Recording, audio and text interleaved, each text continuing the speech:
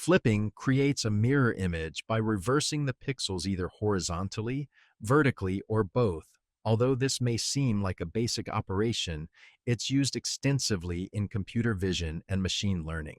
For example, if you're training a model to recognize faces or objects, flipping your images can instantly create new training examples without collecting more data.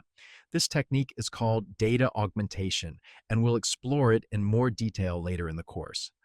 OpenCV makes flipping images very straightforward with the CV2.flip function. It accepts two arguments, the image we want to flip and a flip code that determines the direction. A flip code of 1 creates a horizontal flip, producing a mirror image from left to right. This is commonly used with selfies or front-facing camera applications. A flip code of 0 creates a vertical flip, turning the image upside down. Finally, a flip code of -1 flips the image both horizontally and vertically at the same time. Let's display all three versions next to the original image. Notice how each transformation changes the orientation while preserving the image quality.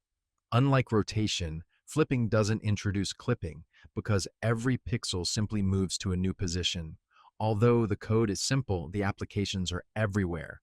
Smartphone cameras often mirror preview images, photo editing software includes flip tools, and AI datasets frequently use flipped images to improve the robustness of machine learning models.